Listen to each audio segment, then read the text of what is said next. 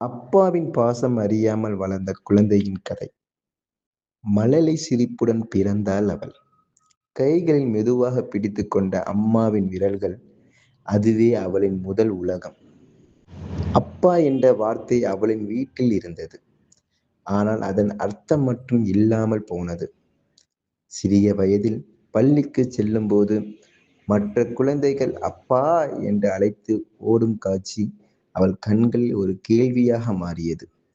என் அப்பா எங்கே? அந்த கேள்வி அவள் மனதில் பலமுறை வந்தது. ஆனால் ஒவ்வொரு முறை கேட்டாலும் அம்மாவின் கண்களில் ஒரு மௌனம் மற்றும் பதிலாக இருந்தது. அம்மாதான் அவளுக்கு அப்பாவாகவும் இருந்தாள், அம்மாவாகவும் இருந்தாள்.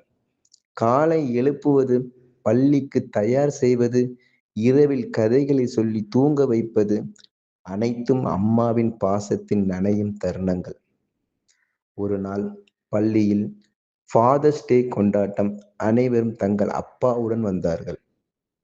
அவள் மட்டும் அம்மாவின் கையை பிடித்து கொண்டே நின்றாள். உன் அப்பா வரலையா என்ற கேள்வி அவள் மனதை சிறிது உடைத்தது.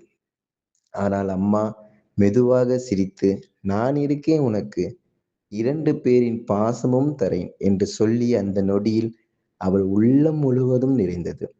காலம் சென்றது. சிறுமி மெதுவாக வளர்ந்தாள். அவள் இப்போது புரிந்து கொண்டாள். அப்பாவின் பாசம் என்னவோ தெரியவில்லை, ஆனால் அம்மாவின் பாசம் அதைவிட குறைவல்ல.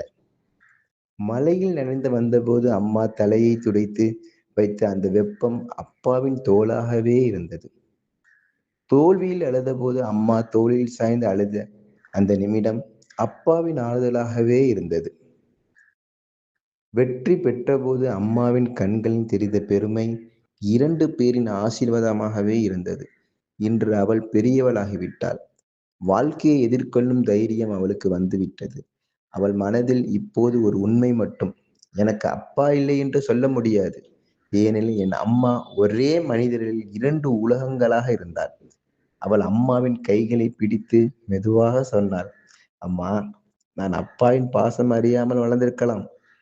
ஆனால் நீ கொடுத்த பாசம் எல்லாவற்றையும் மிஞ்சியது. அந்த வார்த்தைகளை கேட்டு அம்மாவின் கண்கள் நீர் மிதந்தது.